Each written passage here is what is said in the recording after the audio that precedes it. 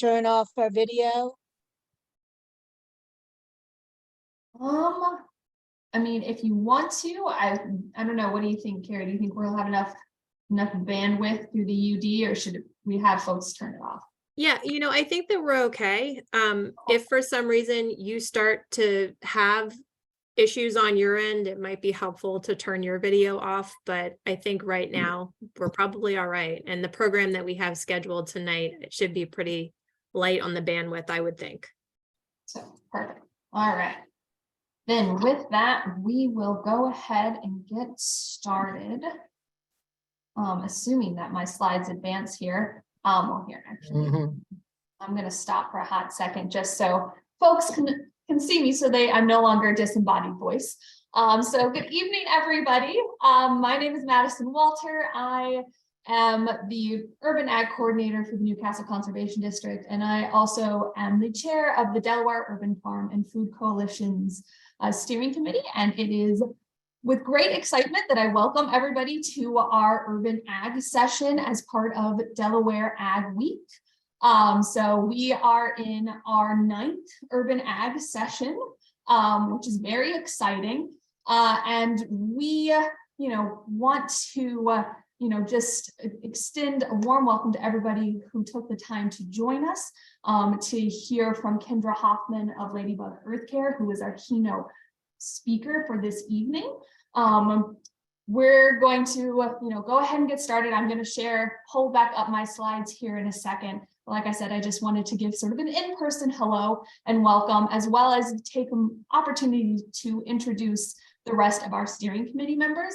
So I'm going to, call them out whether or not they know it's coming.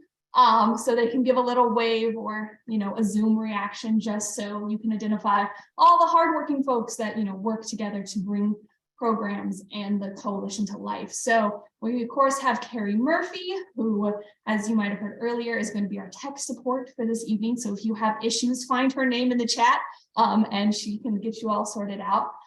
We have Dr. Melvina Brown as well. We have Elisa King.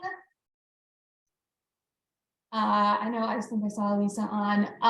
We have Dr. Theonda Manzara as well. There's a good wave. Lydia Sarson. Wave, thank you. Rick Mikowski is waving there for you, as well as Randy Novikov, who I haven't seen. Hopefully Randy's on. I haven't seen her name pop up. But she may be hiding. We have a great turnout tonight, so this is good that I can't see all of you at once. So that's always very exciting. So again, yeah, a big round of applause for our steering committee members who work very hard behind the scenes to pull things off like this. So thank you all for all the work that you do. So I also want to thank Sustainable Coastal Communities who provided funding so we could have this ag session as part of Delaware Ag Week, which of course is hosted by University of Delaware Cooperative Extension and Delaware Department of Agriculture. So with that, I will go ahead and share my screen again so we can all be on the same page. Hopefully you can see that. Hopefully it will advance for me. I think it's going to take a second, but we are just going to go ahead and start with our agenda for the evening to give an idea of what we're going to be doing. So we are in the welcoming remarks section of our schedule. So after I get done here, I'm going to pass it over to Nico Brady, who is the new director of agriculture and environmental affairs. I haven't had to say your new title yet, Nico, so forgive me, at the governor's office. So she will give us an update on the Delaware Council on Farm and Food Policy. We'll then be followed by Dr. Melvina Brown, who will introduce our keynote speaker, who of course is the very inspiring Kendra Hoffman of LadyBug EarthCare, to talk all about earth care for urban communities and shared places. After which we'll have a Q&A with Kendra and some discussion, and then the hope is to get you all out of here by 8 o'clock. So before we sort of dive in to hear these updates and get to our main bulk of our programming, we of course have some housekeeping tips, and we're going to give you some background on the Delaware Urban Farm and Food Coalition for those of you who may not be familiar with who we are and what we do. So to start with our housekeeping tips, if you haven't already, I think most of you have been pretty good about signing into our chat, but please make sure to do so we have a record of our attendance, which helps us in future programming. You should have got the notification already, but we are recording the session. So we mentioned that to remind ourselves to hit record if we haven't already, but we're on top of it this year, so that's good.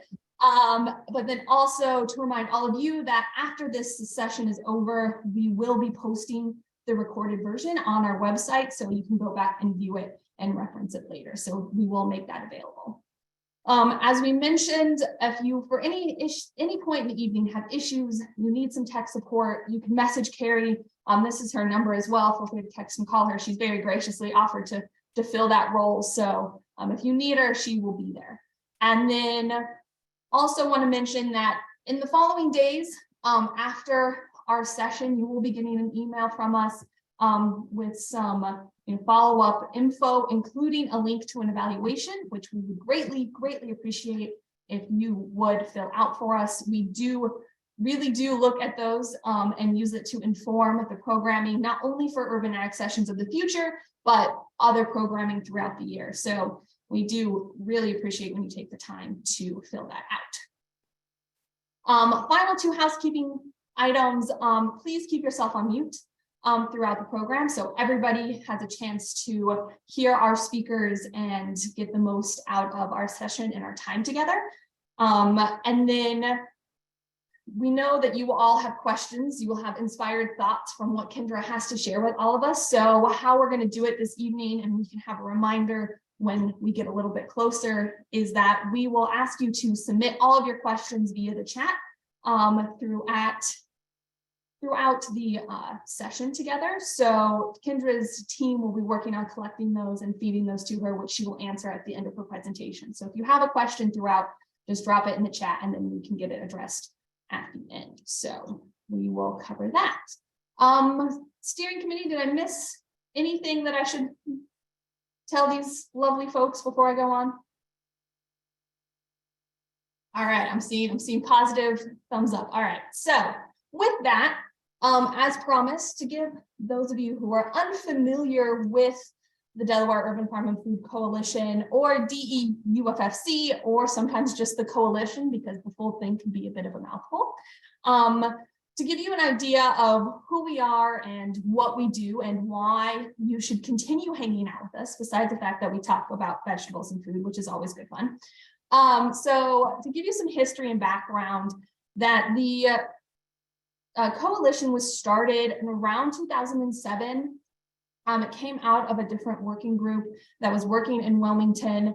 You can see sort of the map here on your screen, which really highlighted this need for increased access to healthy foods throughout Newcastle County. And that small original working group really rallied around the creation of the first urban farm in Delaware, which is at Wealth and Brandywine in Wilmington, which is now the E.D. Robinson Farm. It's still in existence. It's run by the Delaware Center for Horticulture. It still grows lots of berries and vegetables and has a small community garden on site as well. So you can see some good and before after pictures there. And after the success of that project, they kept meeting, kept coming together, did some strategic planning, and really saw the need to continue meeting and sort of formalizing this network of like-minded individuals who were all dedicated to supporting urban agriculture throughout Delaware. And so thus, here we are almost over a decade later and still serving in that capacity. So really, at the heart of what the coalition is to provide this network and support urban ag and community garden projects throughout the county. And we provide this support in a variety of ways. So here's a good sort of overwhelming visual for all of you to look at. But we essentially, we host events throughout the year. So not only the Urban Ag Session, which we do in January, but we also meet quarterly and bring folks together to share about projects that they're working on, and give updates on different initiatives surrounding urban agriculture. But we also host a summer urban ag tour. We host our Golden Gourd Awards. You can see some photos of that at the bottom of they're holding our trophies. We have several Golden Gourd Award winners on the call as well.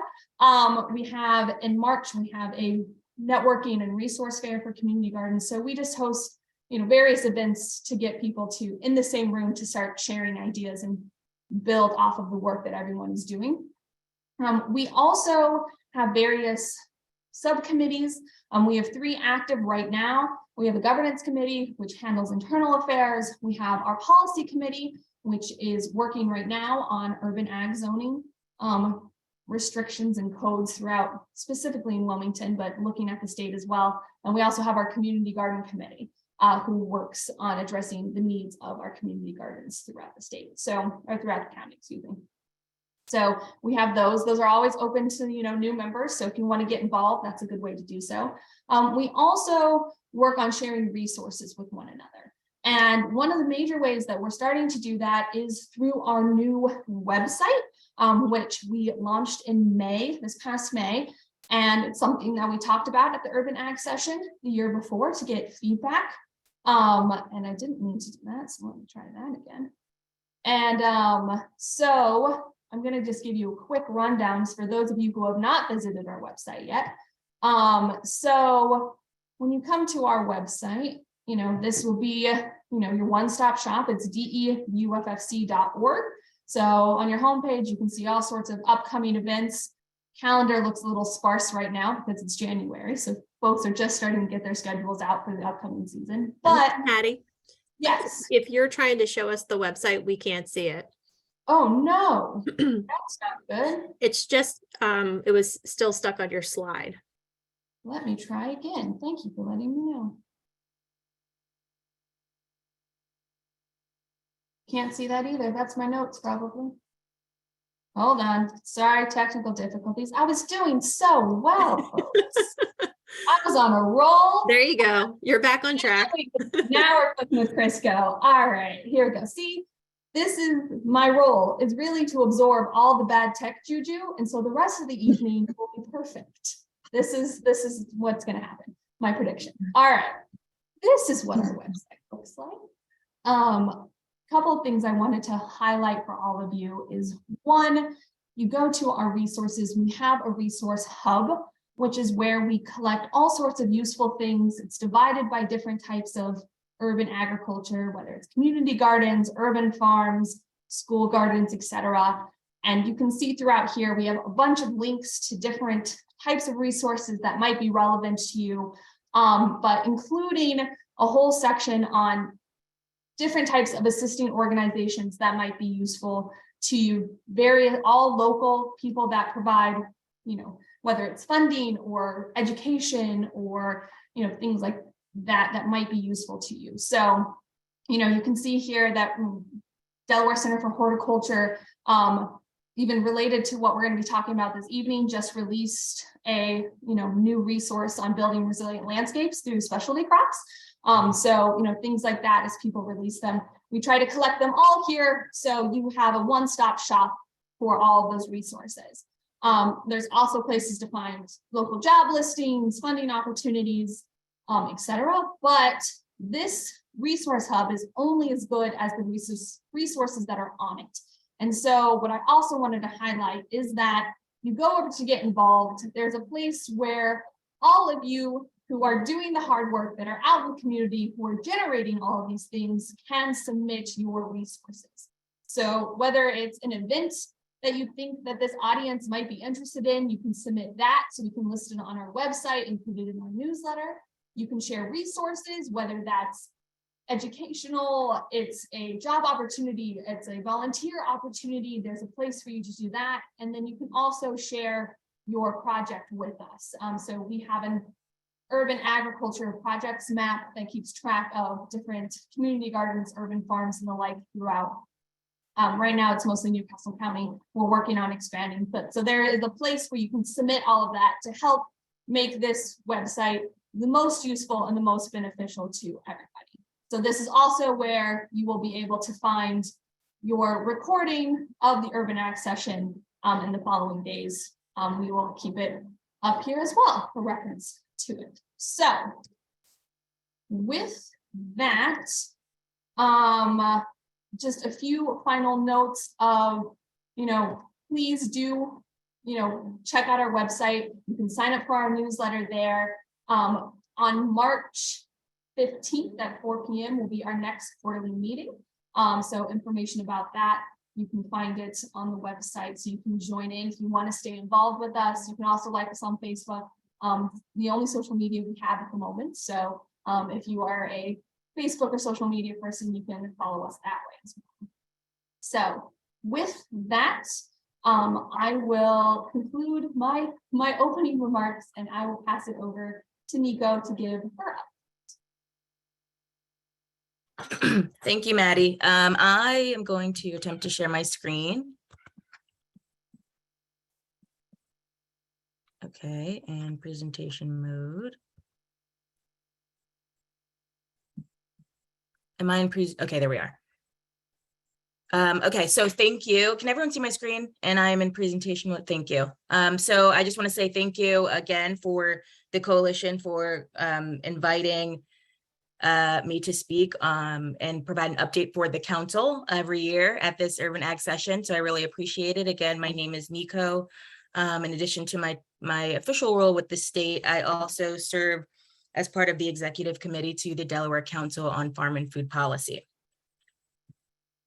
Just a little bit about the council. For those who don't know, the council began in 2018 and is a subset formally of the Delaware Department of Agriculture and is functionally an advisor to the Secretary of Agriculture on basically food systems, food supply chain, food access, production, distribution, those sorts of topics.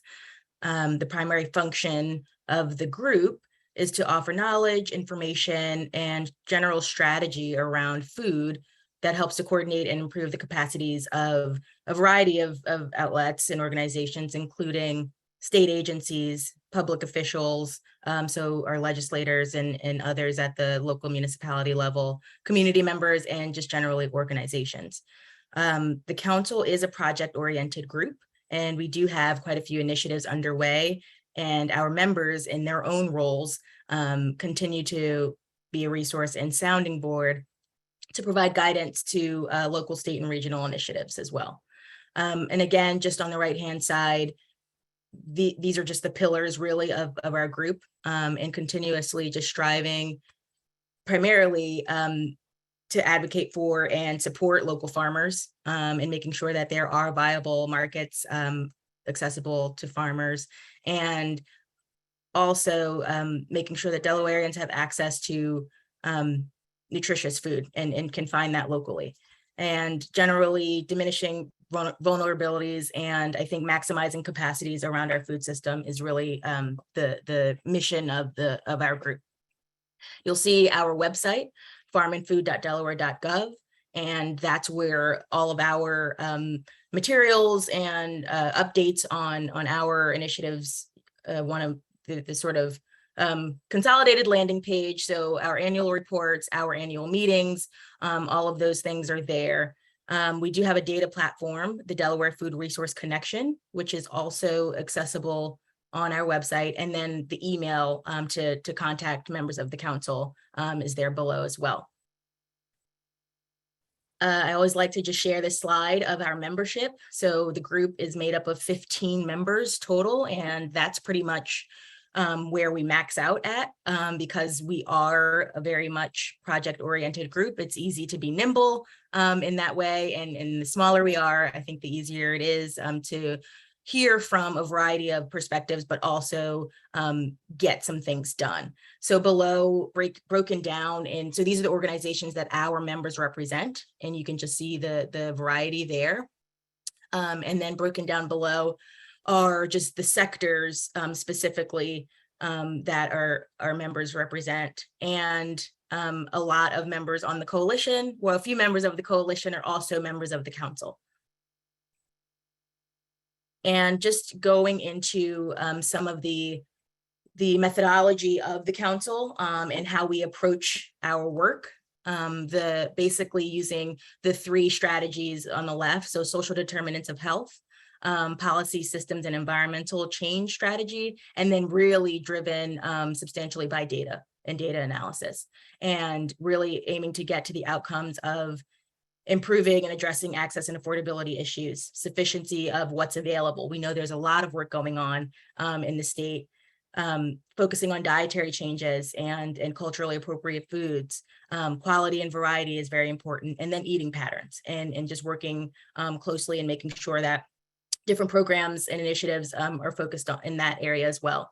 And just at the bottom, just generally, I think it's important for members of our group, and certainly members on this call, or people on this call, to acknowledge that food insecurity is certainly a fluid spectrum, and individuals, and obviously recently in the last couple of years, families found themselves food insecure in very sort of easily found themselves food insecure. And I think we all just recognize how fluid that spectrum is and acknowledge that. And I think that's just very important, sort of at the root of a lot of the work that we do, that it's not certainly segmented to any demographic. A snapshot of what all of the things that the council has going on. So initiatives on the left-hand column, why we're doing them in the middle, and then where we are. So the Healthy Food Retail Initiative is really one of the initial projects that the council kicked off, and that's really focused on improving the availability of healthy food options at the community level. So at your local mom and pop grocery, or at your local neighborhood store, or your dollar store, and things like that. So really working at the neighborhood retail level to make sure that the food access is there, and local food access is there. And this past fall, we did launch the Farm to Store pilot program, where we have worked with 3 retailers in Kent County was our focus for the pilot. So 1 store in Dover, and 1 store in Harrington, and 1 store in Farmington.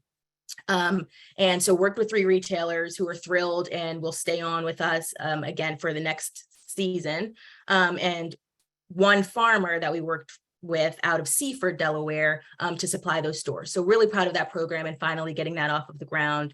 Really excited about that. The next project is our food resource map, and that's really where our data piece comes in, and really using quantitative data to know where we're at, and be able to build from that. So that was the initial project for the council, where we collected data for all food resources throughout the state. So we've got that mapped, and we've got that centrally located on the state's first map. So that's a way for anyone to access that information. So out of that, we formalized the Delaware Food Resource Connection. And to build on not just the raw data, we're now developing policy briefs and specific things that are coming out of that data, and putting our just adding analysis to the data, and really developing a narrative. So that's really exciting for us. And then so the American Rescue Plan funding, our state, just like every other state during the pandemic, got funding from the federal government. What we did with that was create the First State Food System Grant Program, which we launched this past April, and will launch again April 2023 and April 2024. And this is really focused on food supply chain entities and providing grant dollars for those entities to expand and coordinate with others, and just really strengthen the food supply chain locally.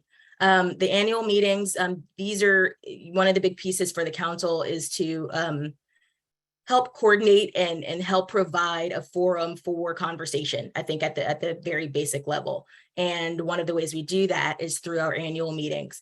This past year, we hosted it in September. We really had a great turnout. We hosted it at the Delaware Department of Agriculture. And so those are called our farm and food planning and networking seminars. And just generally other work. The council's focused on just continuing to enhance our network. And there are plenty of food policy councils throughout the country, and they look all different. So it's always helpful to be engaged at that level and learn what others are doing. And obviously participating in Ag Week is a big part of continuing to be engaged. So those, that's the snapshot of the council's initiatives. And just talking a little bit about particular programs. So the Healthy Food Retail program, and then specifically the farm to store pilot program, just the description of what we did. And I described it a little bit earlier, that we worked with the 3 retail stores and 1 farmer. But on the right-hand column, I think it's always important to highlight our partners in all of these projects. And I think we have a really strong partner base, and we rely heavily on our partnerships to execute on projects. So I think that's really important to highlight there. And in the middle, I think the produce was great this year. I think it's a really good picture. It's very, vibrant colors. So we're really proud of that. And just a description of our food resource tool and some of the snapshots of what you'll find in our mapping, and then our policy brief on the right-hand column. And again, our partnerships there. So really proud of that. And again, all of this is on our website. I know I'm here to give a brief update, so I won't spend too much time. And one of the biggest initiatives that we have going on right now is expanding the Delaware Farm to School program. So I know many of you are familiar with the Delaware Farm to School program. There's a farm to school program of some sort in majority of the states, if not all 51 states in the country. So Delaware's program, started as a grassroots effort in 2010, where the Department of Education, Agriculture, and Health and Social Services, those secretaries really came together to build the program. Today, all 19 Delaware school districts are participating in the Farm to School program.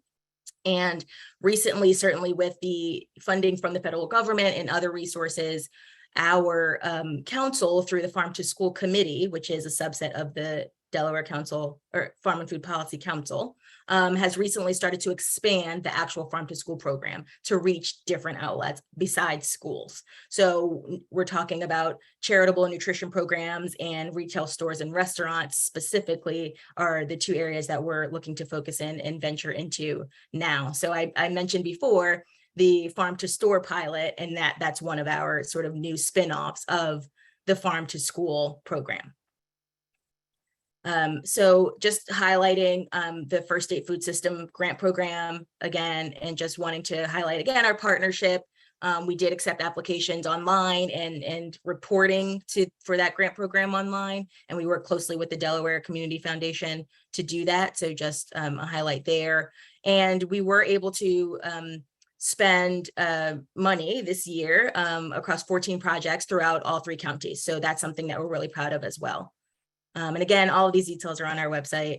But just to break down quickly, just so you see the names on the left-hand column, and I think specifically wanting to highlight the supports of urban agriculture. So I'm sure you'll recognize some of these organizations on the left-hand column that were funded this year through this program. So we're just really proud of that. And I think one of the highlights specifically are that majority of the funding went to actual food production and or food processing. So we're talking about getting food into the communities, which is really important. And so I think just you'll see the categories here on the left-hand column. You'll see the variety of organizations that were funded with the total amount there, but really I think paying attention to the outcomes that we anticipate from those projects that those organizations are put forward. So that's really exciting, and I just wanted to share that specifically related to today's session. I think some of the 2022 highlights that we, the council and membership of the council have been a part of. We have new developing partnerships, which again is always a big part of this. So recently, the Delaware Food Pharmacy Program, which is through Christiana Care and Lutheran Community Services, we've engaged with them, Historic Lewis Farmers Market, and specifically their pantry program, and 412 Food Rescue, which is an organization out of Pennsylvania and works with a bunch of different food banks throughout the country, and has recently just partnered with Delaware's food bank, and we've been engaging with them on some of the food rescue activities.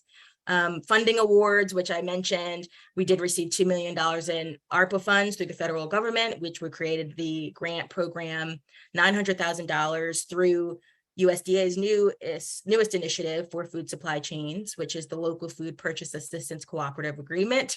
And we're using those funds to pilot the Farm to Community program. So again, another spinoff of Farm to School program. And then we are Policy Council after all. So just some of the policy topics that we've been engaged with, talking with a few legislators that have reached out and others, local food procurement and legislative opportunities around this. So legislative session started this week. And we anticipate that conversation or similar conversations will come up again. Food access and recommendations for health outcomes, and food waste. That conversation seems to be coming up again as well, and certainly on a national level as well.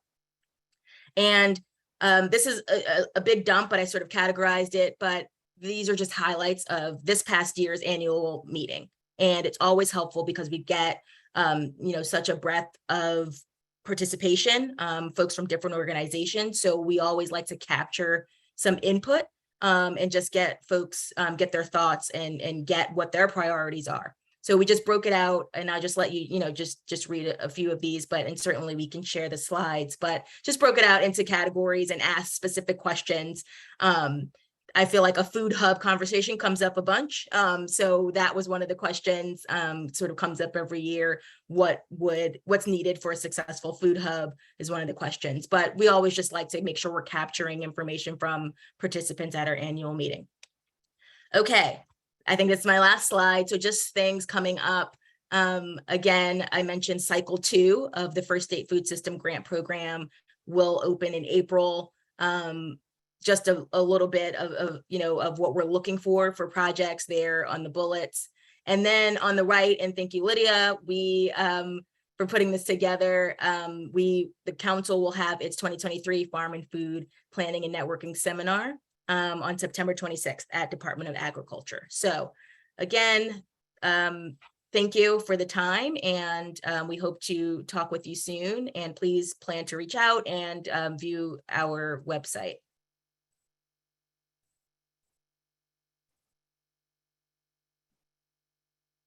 Excellent. All right. Thank you very much, Nico. And I did drop a link to the website in the chat as well for folks if they want to do it. And you can find it through the coalition website as well, along with a copy of Nico's slides. So with that, I will now hand it over to Dr. Melvina Brown, InnerSource Wellness Center, and she will introduce our keynote speaker. Melvina, it's all yours. Thank you, Madison.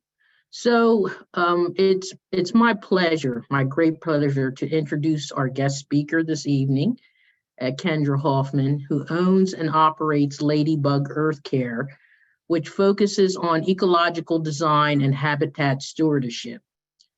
She is a whole system strategist, community organizer, and program designer, and her mission is to empower humans to reconnect with nature as well as each other. Founded in the capital city of Harrisburg, PA, LadyBug EarthCare focuses on place-based trauma-informed women-led initiatives. Projects actively regenerate placemaking in communities, restore habitat for wildlife, convert lawns and neglected lots into pollinator gardens, and create natural rainwater management systems in her local watersheds and beyond to protect Chesapeake Bay. In 2005, she earned her degree in political science with concentrations in philosophy, communications, and international relations. Kendra brings a unique combination of self-care, holistic healing, community care, nature awareness in an integrative way through her additional education and certification in the areas of business startups, leadership, herbalism, bodywork, naturopathy, permaculture and ecological design, wildlife stewardship, as well as various healing modalities inclusive of yoga and massage therapy.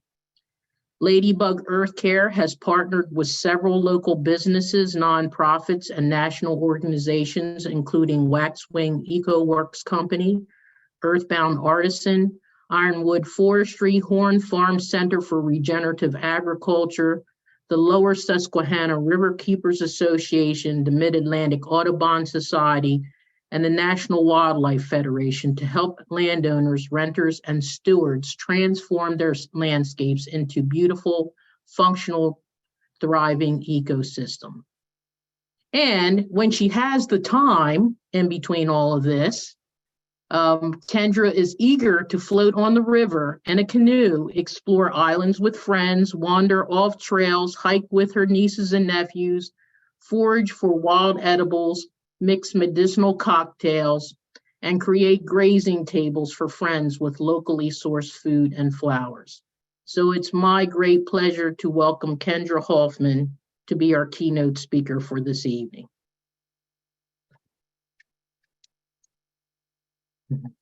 Thank you so much. I really appreciate you specifically, and this whole group, and everything that's been shared so far is so inspiring. I'm just honored to be your guest tonight and hope that we have an amazing and lively Q&A at the end, as you've already been told.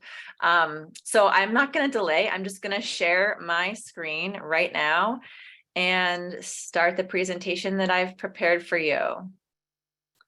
Here we go. Is that in full screen? Nope, it was, and now it is.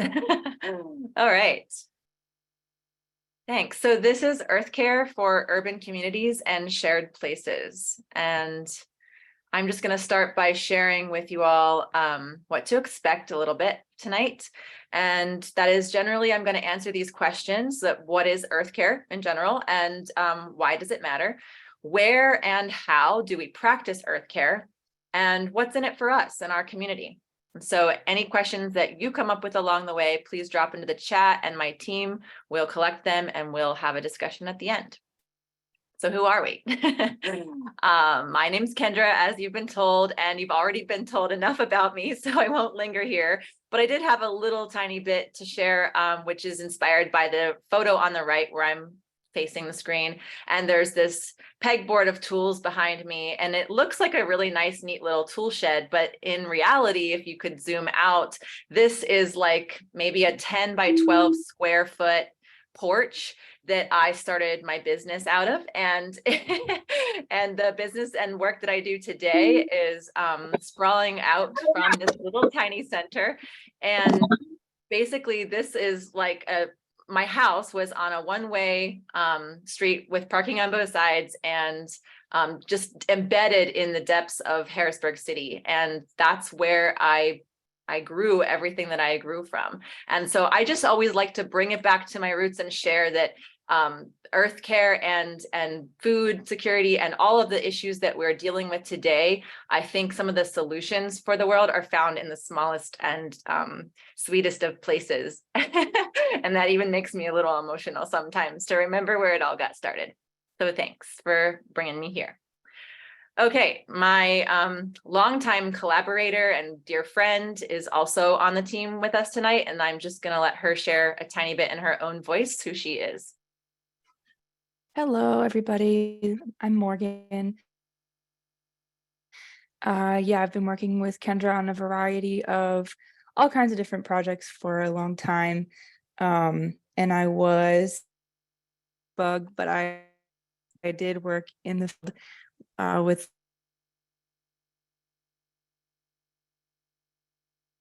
a lot about gardening and ecology and native plants and all kinds of things that were just wonderful to get to know more intimately around our area in Pennsylvania and Harrisburg. And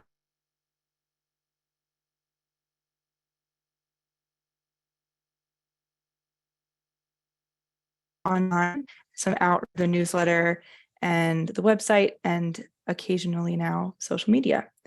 So it's really nice to be here with you all tonight. Thanks, Morgan. All right, so the big topic tonight is what is EarthCare? And I'll just keep moving. So EarthCare originally is a core permaculture ethic, and this is how I'm connected to many of the folks in this room tonight through the permaculture community. And basically there's 3 core ethics: earth care, people care, and fair share. I believe that this was also related to the theme of the discussion or the Ag Week last year. And this is a holistic design system based on patterns observed in nature. And the core, I guess the primary principle of permaculture is observe and interact. So I kind of started studying this years ago in my work and realized that this comes down, the core ethic of permaculture being earth care comes down to personal ethics and lifestyle actions in combination with each other. So I'm going to explore what that means in this whole first section. But without delay, needed to always bring it back to the fact that this system, permaculture itself, and then the foundational aspect of earth care especially, comes from indigenous wisdom. These principles are all based on work done by people who precede us in their relationship with the land. And I just always want to honor those people in our work, and that's really important to me. So I'd love to have more conversation space around that in the future and even tonight. So the way that these people interact with the landscape is really what I emulate and try to model after. Okay, so professional ecological practices. I'm just going to kind of give you an overview of different ways to associate earth care in your mind. Park naturalists, environmental consultants, restoration ecologists, regenerative agriculture, organic farming, watershed protection, all of these things basically come down to a core connection with the land in the form of stewardship. So people that are taking care of the land in different ways and with different approaches, that's what I would call one component of earth care. It's really caring for the earth in a specific niche way. So there's many. I love to highlight that there are just endless ways to apply this professionally. And I also want to bring to attention how simple earth care can be. That's one of my core message points, is that sometimes a lot of this work can feel overcomplicated when you look at big professional titles. And it's really important to make this work accessible to people by simplifying it and understanding that what we're talking about really is observation and plant ID, land walking, community gardening, all kinds of simple, basic things that especially become obvious when we're talking about urban agriculture, because these things are the big things that need to be focused on. All right, so this is a question that I wanted to pose to the group at this moment, but we're not going to have an open conversation about it right now. So jot your thoughts down in the comments if you'd like in the chat. But thinking beyond field work, the kind of stuff that I just talked about, into the bigger cultural sphere, what else might the care of the earth or earth care involve? And I will let that set for just a second and keep moving through our talk tonight. In my work in this realm, I have discovered that earth care on another level is all about reconnection and reunion. It's about community building and placemaking. It's about identifying the other neighbors and healing and listening and observing. This is where the understanding of the indigenous people that we've basically grabbed this whole concept from of permaculture and understood the world through, that's what they had. That's what we can have. That's what humans naturally have. I think that humans, as a part of nature ourselves, have a unique capacity to understand this aspect of earth care. And this is the part that for me is the foundation of the whole work, that connecting together and becoming a community and working together to find our place in this world and caring about that place is what brings it all together. That's the care in the earth care, and that it circles outward into a bigger sphere of impact than we can ever possibly describe or imagine. And I call that kinship. And that's not my term for it. That's something that everyone calls it. And it's in this conversation, that's the definition that I'm working with. And we can find that with the smallest of plants and insects, and then larger communities on a grander scale. Comparable concepts to earth care. I like to bring this up because it helps us really orient in our minds what we're talking about here. Comparable concepts in the sense of the way that they're intended to operate, like healthcare, elder care, childcare, and self-care. This is about the relationship that's happening, that there is active caring and active tending and active loving and active seeking to better the object of our care, right? And so in this case, that's the earth. This is one of my favorite quotes by Neil Donald. It's act as if you were separate from nothing and no one, and you will heal your world tomorrow. And that's the concept of kinship.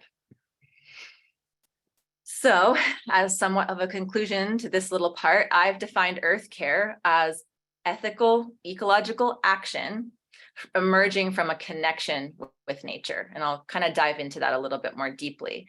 But what happened was when I started studying permaculture, I realized that there wasn't really an adequate body of data or research or knowledge being shared around what EarthCare meant, how to act out that ethic of permaculture. Permaculture is becoming more well known, and of course, is the idea of regenerative agriculture and so much more. But I wanted to dissect that core ethic because I saw the three ethics, EarthCare, people care, and fair share, being sort of understood in different ways within different communities. And I really got focused on EarthCare and wanted to understand, how do we apply that? How do we make that real in our lives? What actions can we take other than just saying and feeling that we care about the planet? How can we actually make that an applicable practice in our life? So out of that desire and curiosity, I sort of built this concept, and just so honored to be able to share it far and wide. So again, EarthCare is ethical, ecological action emerging from a connection with nature. And why does it matter? So we'll just backtrack a little here and get a reason for understanding all of this. And I don't feel the need to deliberate on this with this particular group. I always want to represent these statistics and bring these numbers to light, but I think we are all on the same page in awareness of understanding how dire the situation is on the planet these days, with 80% of Earth's forests already lost and more being lost every day.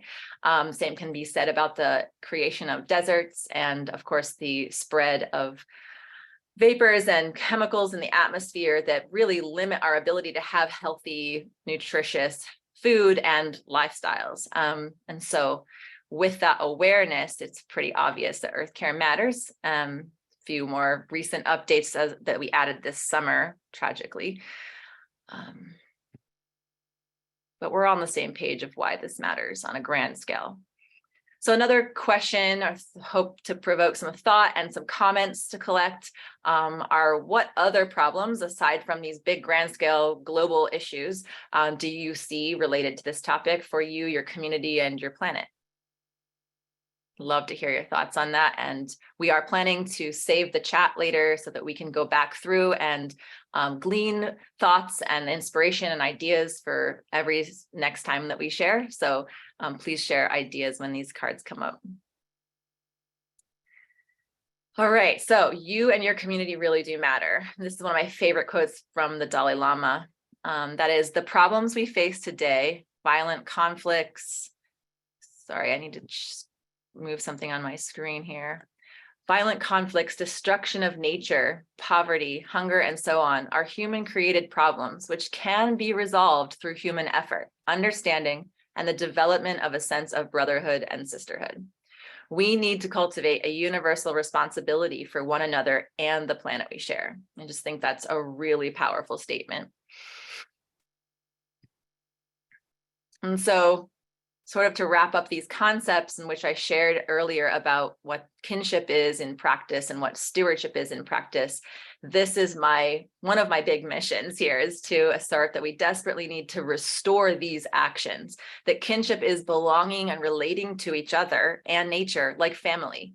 That includes wildlife, insects, plants, and all of us. It is really difficult to build a relationship or to care for something if you aren't treating it like you belong to it, right? So that's the understanding of kinship that I think is really important to bring into the conversation. And then stewardship, the ethical care of the land, responsible planning and management of resources and ecosystems, taking the whole picture into consideration when any small piece of the plan is being looked at or analyzed or considered, and looking at it from a perspective of belonging to it and caring for it is kinship and stewardship. And those are sort of the core understandings of EarthCare. Another question, where do you think we can make the most difference? And I'd love to see a bunch of answers in the chat. And just curious about where you're coming from. Personally and as a community, where do you think we can make the most difference? And I would love to answer questions about these thoughts in the end as well. So throw your questions in there. My answer is in our place, right where we are. That's the place that we can make the most impact. This is a picture of the Susquehanna River, just a few blocks walking distance away from that house where I told you I had my tool shed on the porch for many years. And it became my sit spot, which I'll talk about sort of close to the end of this presentation. It became a place that I went to where, even though right behind this tree, that's like just a narrow strip of grass, right behind this tree to the right is a front street where cars were zooming by day and night. It's 3 lanes wide.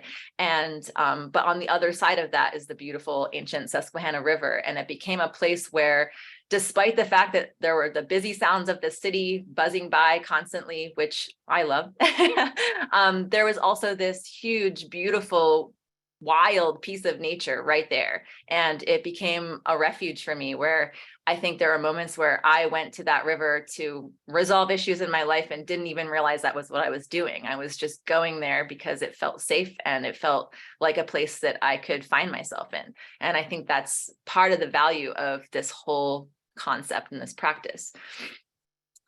Okay, a little more details about my place. Our place as LadyBug EarthCare is represented here by these statistics, and these numbers and the size of the amount of grass lawn and streams and rivers and woodlands in our watershed. But your place will have slightly different numbers, and anybody who ever gets interested in earth care, it's important to locate your place, find your ecological address, understand the soil types, understand how much of what kind of terrain exists in your space, and how the watershed and all the little ways that is influenced by you and your actions. And that is just a practice that I go much more deeply into than the scope of this talk can hold. But I like to share that this is my place.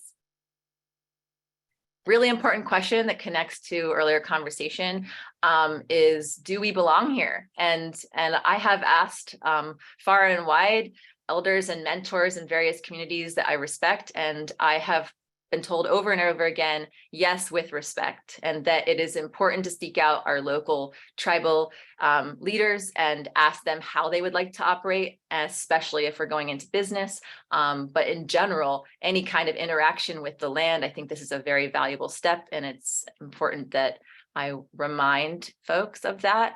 And I would also love to talk about this in the discussion later.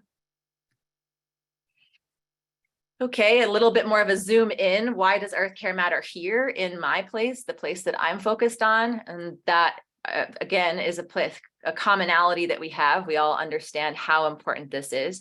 But generally, I just want to bring attention that 82%, which is such a large number, of the Chesapeake Bay's tidal segments are partially or fully impaired by toxic contaminants. That's when I discovered that number, I was just like wildly shocked. That's just so massive. And we understand water and how vital it is to life. This is a really big problem. And this is one of my biggest motivations and why I'm involved with the River Keepers and Water Keepers Alliance, because every act that we take influences our water systems and therefore our life. And of course, the quality of the food that we're able to access. So without going into the details, I think we're all aware of how intense the situation is.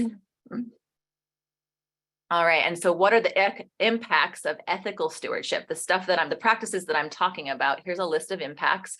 And I put building community and a sense of belonging at the top, because I still feel like that is the most beneficial and important impact of this kind of work. It brings people together. It enhances placemaking efforts across the map. When we dig into the ground, literally, we are digging in metaphorically as well, and really creating connections. We meet our neighbors, we start to build relationships, and that always leads to amazing places. Of course, there's an increase of pollination and food production, increase of food security and quality, a filtering of harmful chemicals from runoff, the water situation that we just discussed, preventing sediment in waters, reduction of fossil fuel usage and emissions because of the ways that we are able to do our work.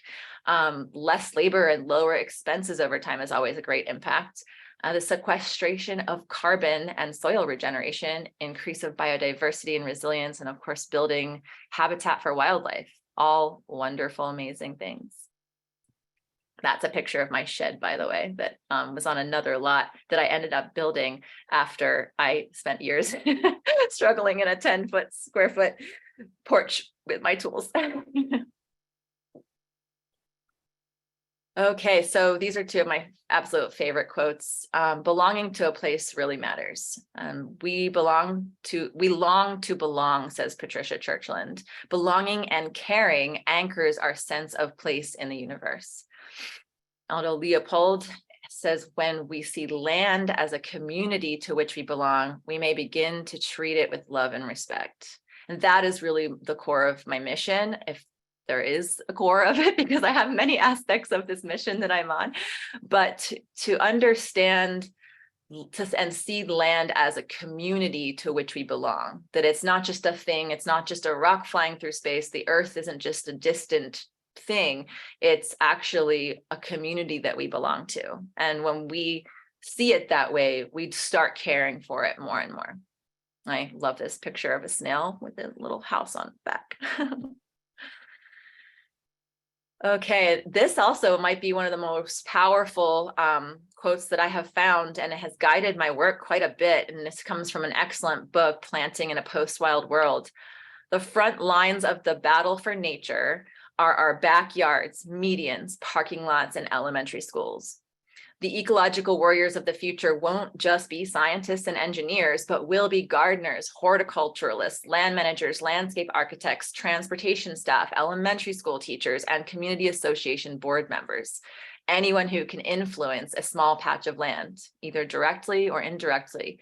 And that is so valuable to share and take away with. If there's one quote that you take from this presentation, I would hope it would be this, because it's so inspiring that this really is one of the most important places that we can have an impact, because these places are the spaces that are being neglected and being degraded, and they could be productive. They could be beautiful pollinator gardens and food gardens. And I think we're all on the same page with that and working toward that, which makes me so honored and just so happy to be in the mix of this group.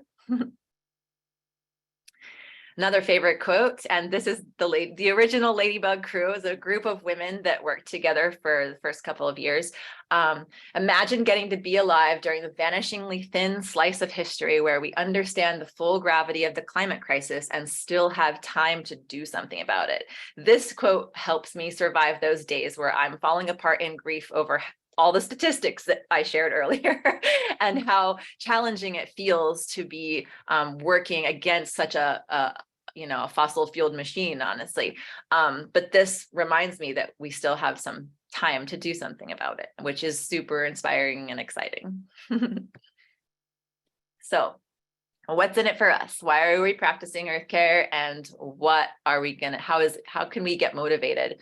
And I think this is an important question, because despite my propensity to want to say, oh, I don't need it to be good for me, I want to do this because I'm a self-sacrificing, mission-oriented individual, and I will give myself away to save the planet.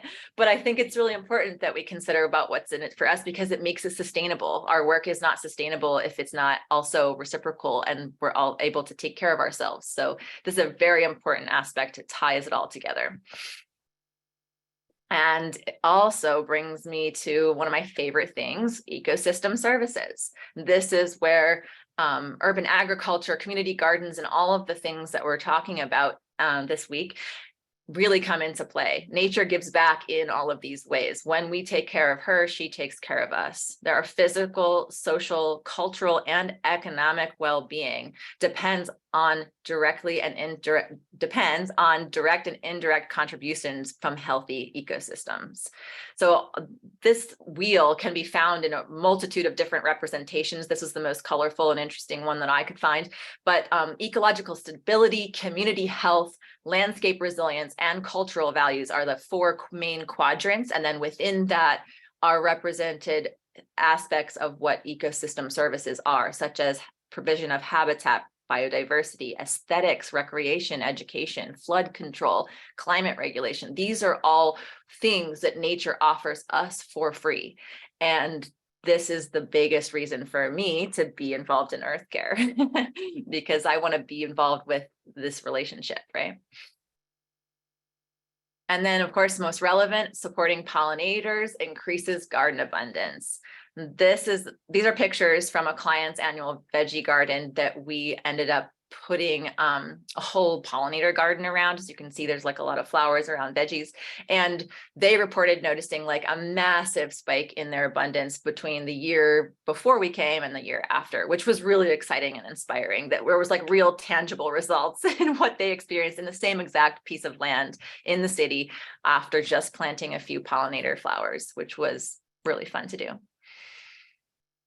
I've mentioned this many times, and this is a big thing that I'm pretty focused on, but reciprocal relationships are a huge aspect of EarthCare. Action on behalf of life transforms because the relationship between self and the world is reciprocal. It is not a question of first getting enlightened or saved and then acting. As we work to heal the earth heals us. If you're not familiar with the work of Joanna Macy, it's incredible, and I also highly recommend, if you write one name down, write her name down. EarthCare ultimately is self-care. This is a realization I had only a few years ago, and therefore it's also community care, because as we know, if we care for ourselves, we end up being a better community member and therefore caring for the community better. I see that all coming back in a reciprocal way to EarthCare as the foundation. That EarthCare is all about community and belonging, we've discussed, and you can even say that it's about physical fitness and wellness. I know that I consider my job the gym. When I'm out there working, I realize I don't have to go to the gym that morning. Not everybody has that privilege, but there's many different ways to find wellness, even just from sitting in a garden or sitting in nature. Mental health and mindfulness, I have definitely experienced and witnessed the improvement of these things in my own life and many others around me who work with me. Healthy gut microbiome is directly related to being in contact with soil, as we know. Even trauma recovery. This is how my business was actually founded. I initially was simply gardening for friends and had a couple women approach me about not feeling safe with visitors on their property who they didn't know.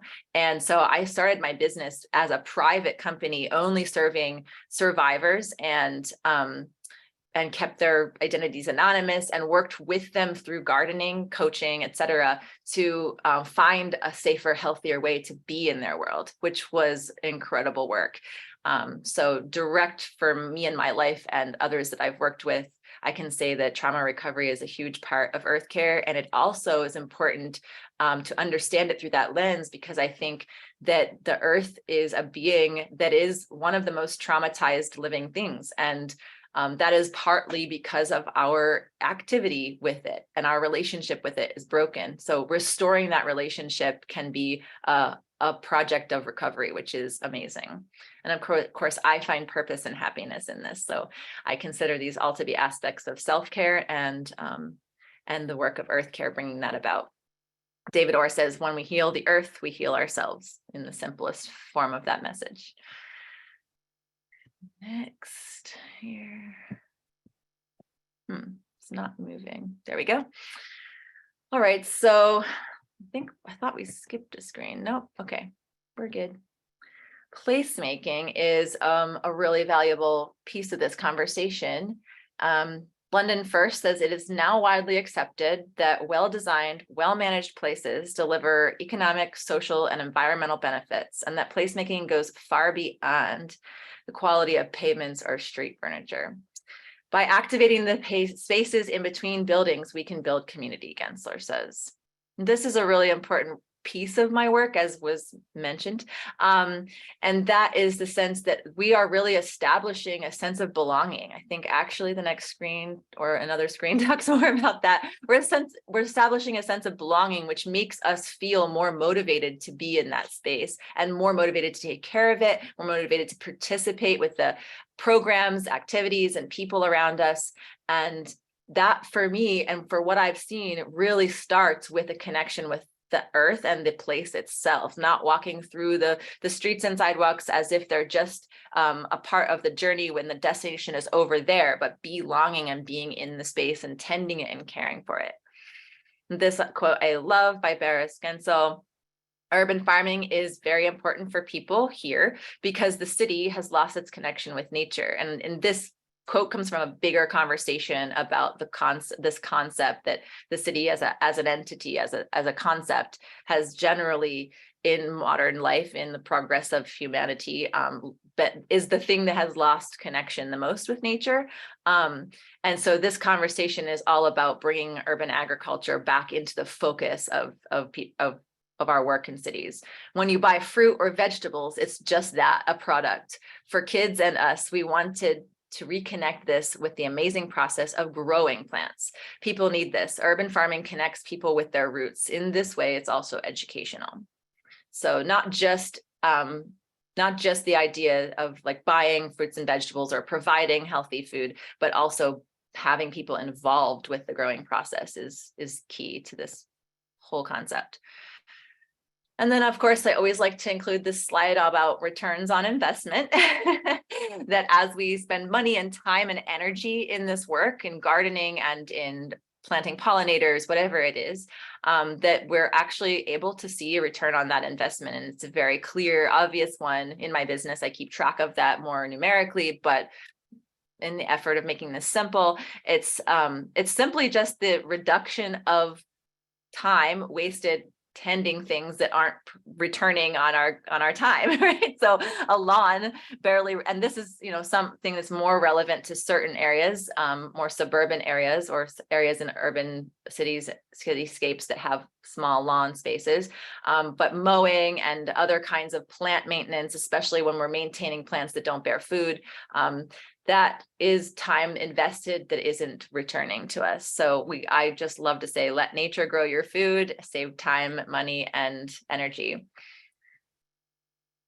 And of course, the use of fertilizers, pesticides, and chemicals and expensive sprays, that is another big waste of money. And we're all, I think, on the same page with most of that stuff and can save money and time doing things in a better way. I love to also point out that native plants have better survival rates and thrive better in their own bioregions.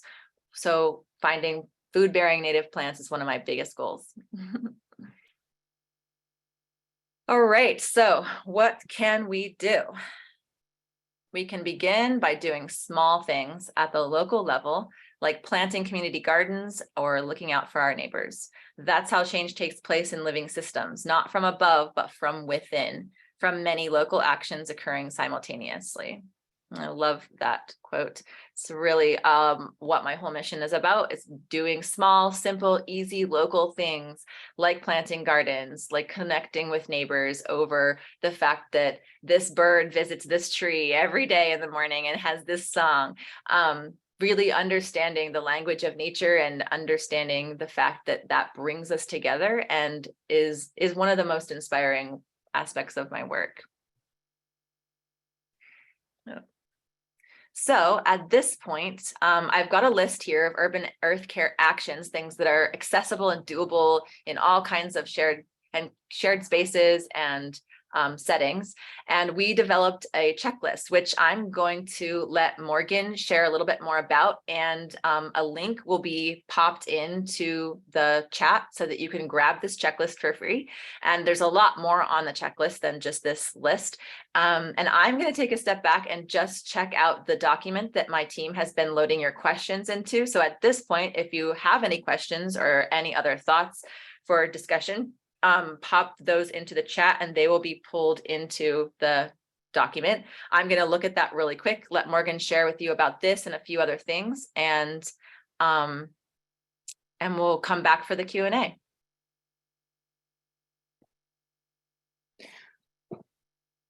All right, so Kelsey just dropped the link to where you can get this PDF in the chats. So we just wanted to, our focus has been for LadyBug, the way we share resources, we just have really been focusing on how to make things simple and actionable and to bring more ease into an earth care practice. I'll go ahead and share the screen, the slides here, so we don't lose access to those while Kendra's checking out questions. Some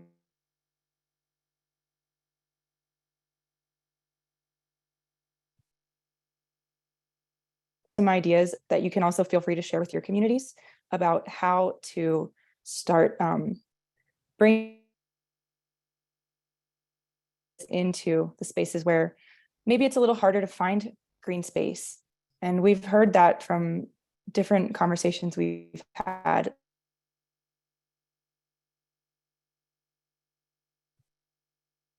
Sure, I think I'm sharing. We've talked to different folks about how to connect with nature when there's maybe less of it.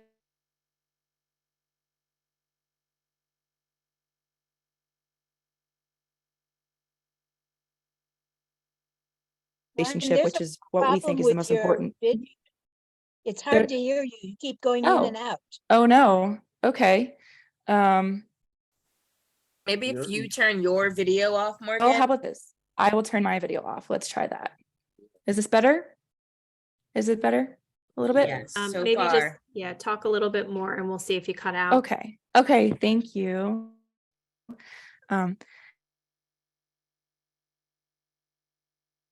All I need to share with you about the checklist is that it's one of the pieces we are excited to share with you today, and you're welcome to share resources with your communities as well to start of a relationship with the earth right where you are, which is the building block for the bigger relationship of earth care. And I'm going to try switching screens here to show. This is another resource that we developed. It's a really simple introduction to a very that was given to us by one of our mentors, and we found it to be the best way to get started with earth care for anyone, even for people who have been practicing these things for a while. It's a great thing to return to. So it's called the Sit Spot, and we set up a little 3-day challenge. Drop a link to that into the chat as well, and you can sign up to get just 3 simple emails for how to start your own Sit Spot practice. And we're excited to share that with you and with anyone else as well who just wants an easy way to get to begin in a non-complicated way. Gets a little easy.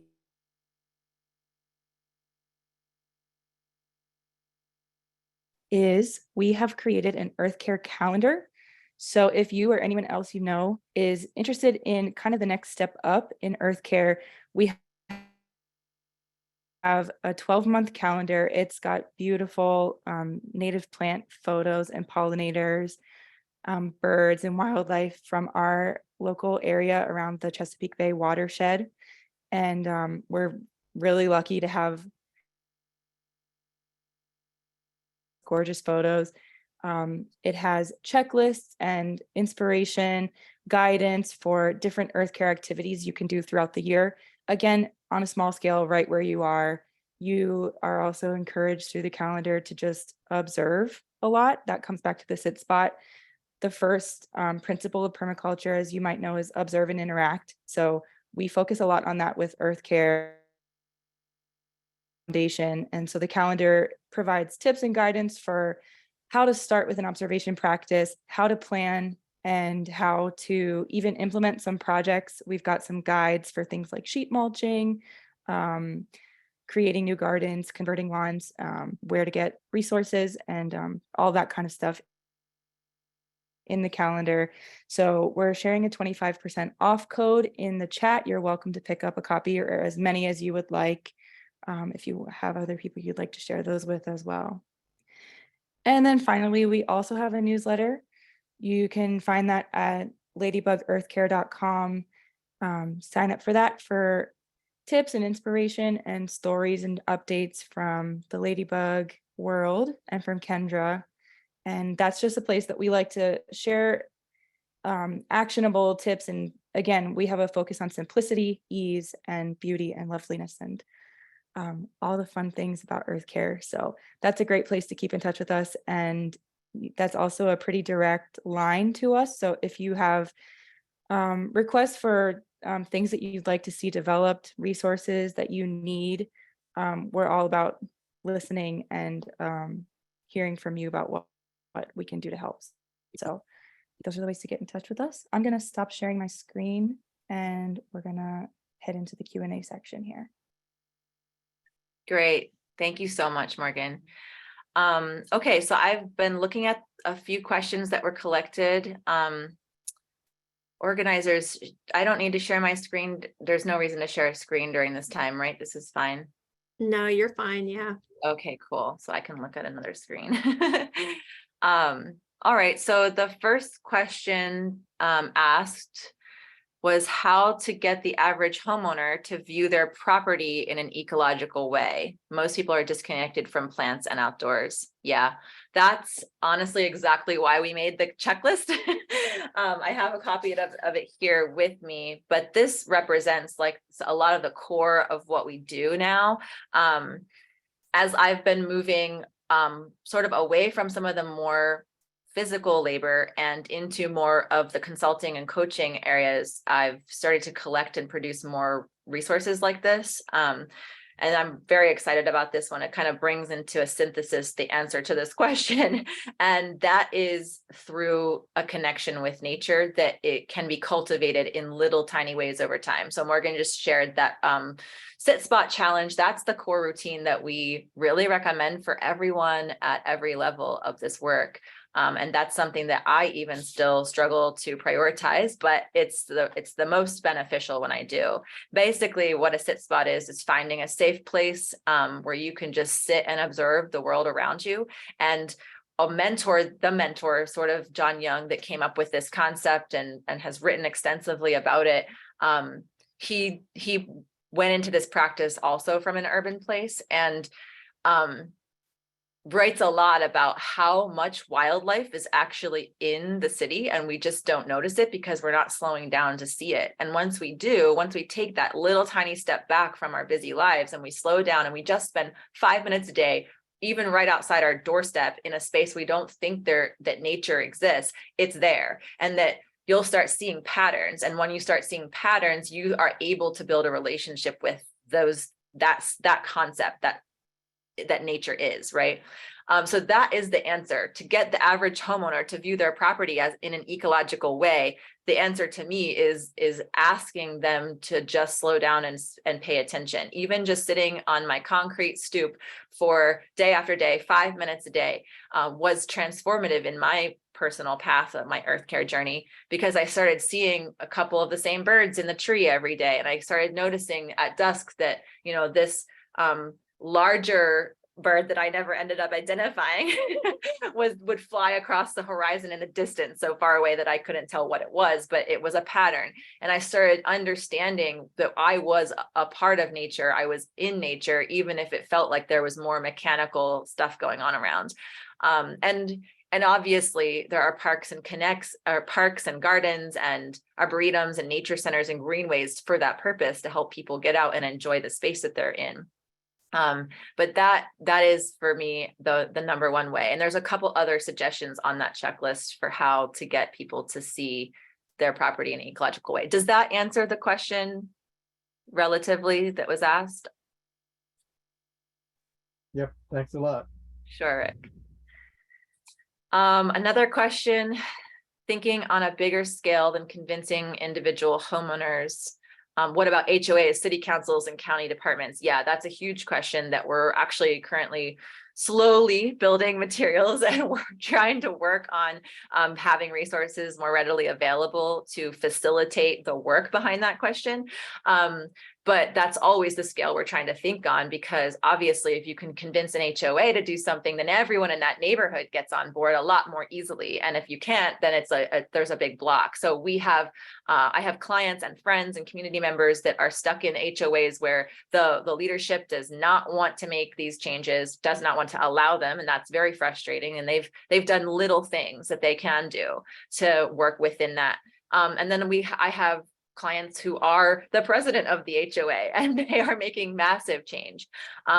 So yes, I think it's really valuable to think on that scale, and especially in this group, that I would expect that mindset to be present in terms of looking at bigger systems and bigger groups of people and seeing how they can influence others. And again, it comes back to building relationships with those people in those positions of power and living the example of someone who cares about the planet in a bigger way than just what you do at work, in a real tangible way in your life. And I think that's like the thing that I'm really inspired and motivated to share with everyone here tonight, that I would love to hear your stories of nature connection after just 3 days of the Sit Spot Challenge, just 3 days of spending 5 minutes outside, or just 5 minutes looking outside the same window at the same time of day, to start noticing those patterns. I like to compare it to real human relationships. If we don't meet our friend for lunch on a regular basis, we're going to fall out of touch. We don't know who they are. We don't know what they need, what they want, what their life is about. How can we care for them in a time of need if we're so out of touch with them that we don't know what they need? We don't know what they want. And honestly, this conversation is really important because it's a conversation around consent. It's a conversation around, are we designing solutions and offering people remedies to their problems, or the planet remedies to its problems that are distant from what is actually needed because we don't have a relationship with them or it. That's like a huge aspect of my work that I could probably do a whole nother presentation on, and the sense that I don't do landscape design, I do ecological design. And if anything, I'm moving away from the word design in my work as well, because it's so top down. I want to live a bottom up life. I want to be influencing people and systems based on how I'm influenced by nature. I think that's the piece that Indigenous wisdom brings to this conversation. There's another question or comment down here below. Okay, it's just a comment. Thank you for recognizing Indigenous people and their knowledge and wisdom. As an Indigenous woman myself, I strive to include native plants and fruits, vegetables in our community demonstration garden. Sharing that knowledge with the community, sharing herbal wisdom or knowledge is a great need in our communities too. Yeah, thank you, Colleen, for sharing that. That's really important. And what I'm trying to bring to light here is that that's the difference between the way we create solutions now and the way things were done or have been done and are still being done by people who have a direct relationship with the land. And that's what I want to encourage people to get back to, spending that 5 minutes a day, walking around our neighborhood with the intention to pay attention around us, looking out with owl eyes, they call it, looking side to side and being aware, not just of the dangers of the life around us, but of the beauty and of the nature, watching the wind in the trees and observing how patterns in weather change. That's how we build a relationship with the land. And that's what will be most powerful to influence our policy and influence our decision making and influence our design and planning, because it's coming from a place of deep connection and understanding and knowing what is needed. So that I love that these questions are being asked. I feel like this is such a great opportunity to share more of this perspective with you all. Let's see. Another thing I can add really quick, Yeah. Kendra, to the conversation about HOAs and even just getting people on board with thinking about their land ecologically. Cues to care. Yes. Is Oh, you cut out there again, Morgan. sorry. I'm sorry. I have a bad connection, it seems. That's okay. But I was cues to just gonna say care. cues to care. Yeah, you can talk about that for a second. Okay, 'cause, yeah, like, yeah, I'll yeah. drop a Thank link you in for the chat. reminding me about that. This is Mhm. a great concept that if you guys aren't familiar with, it's a really brilliant tool, especially in spaces where we're talking about bigger groups and concepts affecting change. If you Google cues to care, that's CUES, if one of you want to type that in the chat, that'd be helpful. Cues to care is a system for landscape design that was developed specifically to combat the concerns that neighbors and I guess public officials, et cetera, might have around wilder looking gardens, around like wildflowers and native grasses and things that don't look like perfectly manicured the way certain townships, boroughs, and cities want them to look. There is a whole like mapping of, it's basically a pattern language of information around this concept to help indicate that this landscape is being cared for. In fact, it's being cared for probably better than the one that the mower is blowing over every day. But that there are certain ways that we can indicate that. And they're really simple. They're things like fences and like little decorative fences and logs aligning at the side of a bed, or little rock features. Signage is one of the most valuable ones that you can put up, like this is a pollinator garden or a wildlife sanctuary, to indicate to neighbors and concerned people that this area is special, it is protected, it is being cared for, it is a part of a plan. And so that's a huge strategy, thinking about how to see this work in a different light when especially when you're talking to like officials and presidents of HOAs and such. Is that helpful to I don't have a name on who asked that question, but is that helpful? It is. Yeah, this is something that we think about a lot. As you were speaking, one of the things that also came to mind is that, you know, what are like specific urban agriculture cues to care that we could start becoming everyday practice, right? A lot of the ones that exist, as you mentioned, are much more for an ornamental, you know, type. Obviously, I think there would be some crossover, but what are the kind of specific things that urban farms, community gardens get hammered on by their neighbors? And are there things that we could develop that would specifically be cues to care of those sort of quote unquote problem areas? Yes, yeah, that's like a really great idea for a brainstorm session among a bunch of folks that have experienced the problems and would like to get, I mean, I'd love to be a part of that, like to get together, share what the complaints have been and brainstorm ways to prevent them from happening again, and then build a packet, an instructional manual on how to do that.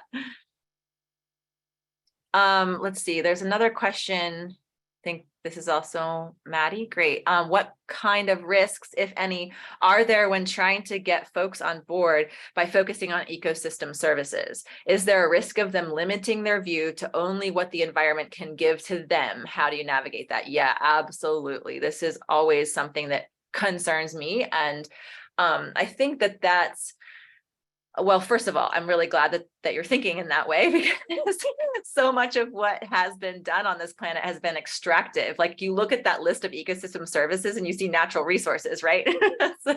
Like, okay, great. Well, how many of these can we sell and make a profit off of? And that's been the sort of the mode of operation, especially for corporations, for so long that it's hard not to automatically think that way, because that's the mindset and the narrative we've been sold and the way we've been taught to think about nature, that it is here to provide for us. I think it's just an important value system that it's part of the equation, right? So if we can have like a body of knowledge and awareness that helps us put together proposals for grants, et cetera, that understand the value of the systems, especially the services. I think the natural resources, like the items like wood and fiber and things that are like obviously extractable, marketable, and sellable, I think that list is a bigger challenge. But if we can bring into mind services, not just resources, renewable services like pollination, for example, like the bee doesn't just create honey, a product. The bee also is, while it's creating honey, also offering a free service, pollination. And so if we can focus on the services that are not as easily extractable from nature, right? You can't just like it's harder to extract a value from the bee.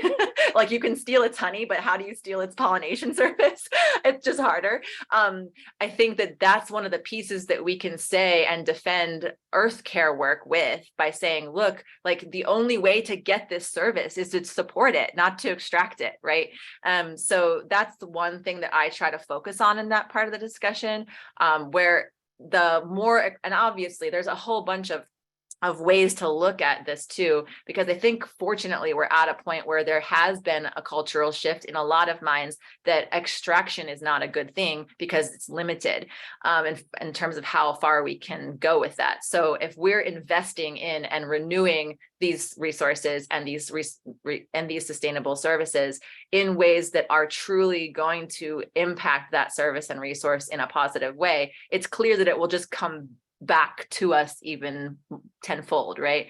So that's sort of one of the ways that I look at it. And then of course, I think it's just valuable to have the conversation. It depends on where people are at on the spectrum of connection, but to get certain minds involved with the earth in the first place, involved with EarthCare, involved with regenerative agriculture, and any of these forms of activism, really, some people need to first think about it as what's good for me, and how does this help me? How does this work for me? And then the connection starts to be built, and that transforms.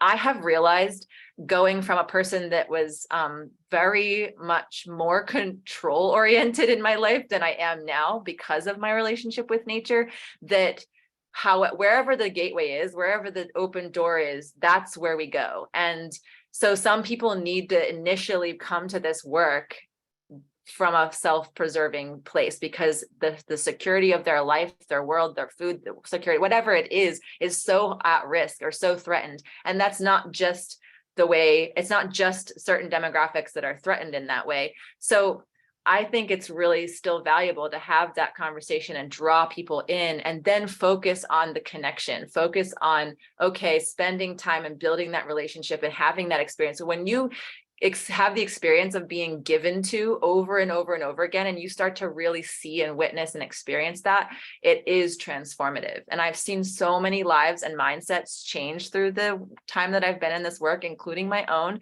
that I am no longer in fear that it's going to go the other direction. I really have seen so much come out of, so much good and transformation come out of this work, that I have a higher degree of faith in nature and its ability to change minds than even myself, which is quite amazing. Does that address some of the concerns there that you had, Maddie? Yes, I mean, and I think this is, something that, as when we think about urban agriculture and, trying to get buy-in from individuals, and that's one of those strategies where, like, look, you can use it to achieve, X, Y, and Z, and all of these processes that you just, have been talking about. And so, but how do you, I feel like there can be a fine line to walk. Yes. And, it's a great hook, but then, how do you transition out of that? So I think, yeah, that was helpful. Thank you. Great. Yeah. Well, it's really valuable to be thinking in that way, because it is a slippery slope sometimes in some places. Another question here we have: how do I start a community garden in my community? This is another thing that I'm working on writing guidance for, just from an EarthCare perspective, despite how much there is out there on the subject, which is awesome. And I do think that I would love to sit here and walk through the steps of starting a community garden. But the first step for me, and from an EarthCare perspective, is to ask if your community wants a community garden. And the way to ask that is asking the full range of your community. So we talked a bit about the other neighbors, and those are the wildlife. So asking first, is there support for it? Is there permission for it? What kind of permits do you need? Is there space for it? Does the space lend itself to clean, healthy food? Do you have the ability to have pollination happening there? Because without pollination, there won't be food. So there's, I think, actually so many questions preliminary to starting a community garden, not to at all dissuade anyone from from doing so. I think community gardens are like literally saving the world. And that is like probably the core, maybe the most applicable practice of earth care in an urban setting. So I 100%, I've been a part of many and 100% support it. But from the perspective of earth care and this talk tonight and getting behind the motivations of like why we do things and how they end up playing out, especially with the conversation we just had, I think it's just a matter of asking a whole lot of questions up front, finding out like if the community wants and can support a community garden is the first step. And then from there, I think your steps will start to unfold. We have a term we use frequently in this work, which is emergence. And that is in the definition of earth care, that earth care is ethical, ecological action. So a community garden would fall under that ethical, ecological action, and the ethics would just vary depending on how it was approached, right? And then born or emergent from, emerging out of a connection with nature. So the connection with nature is the foundation. And then when we have a more clear and a more solid connection with nature, it is less likely that we're going to be doing things that are unethical and or non-beneficial ecologically, because we're going to understand the project from a new mindset, a new perspective, which is built out of the relationship with nature. So spending time in the community, in the area, in the place, the very physical place in which you would like to have a community garden and to have that experience, spending time there first before creating a plan, listening to the land, listening to nature. Some of the practices on the Urban Earth Care checklist that we shared tonight guide you in this way, I think is really the how to start part that at least that I can share in this context. Does that answer that question for you, Karen, or would you like to discuss more? Yes, it does. I've watched the space I'm interested in for many years, and I'm sad to see it just sit there with nothing happening. Right. And I think it could work.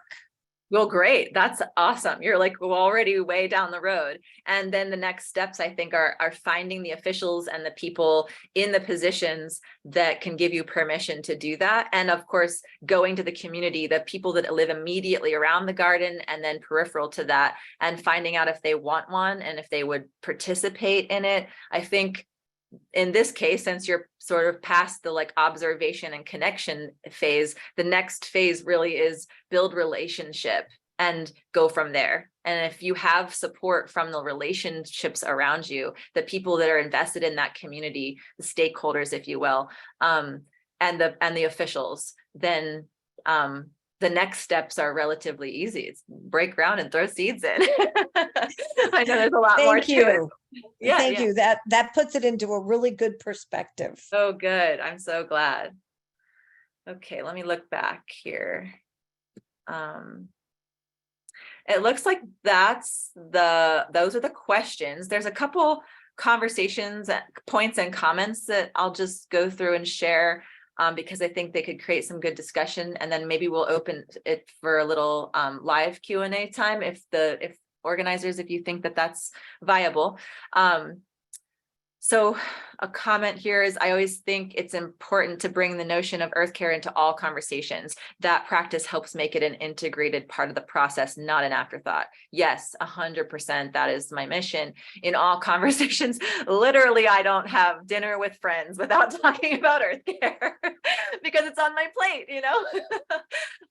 To me, it's my blood, it's my breath, it's the breath we all breathe. In fact, that's quite more literal than I even expected it to be in this moment, that the air we breathe quite relies on earth care. And so it is absolutely an essential part of all conversation. And so that not only makes it an integrated part of a process, especially if the conversation is focused on policy or starting a community garden or whatever it is, instead of an afterthought like, oops, we should actually think about pollination, or oops, we should actually consider that this might be a habitat. Like, is this a wildlife habitat already? Is this pile of junk that just looks like a bunch of branches, is that a home for a species that is valuable? That's another aspect of like considering permission and consent. And it's not just human consent that matters. That's really a huge part of the difference between, well, what corporations and modern mankind has done that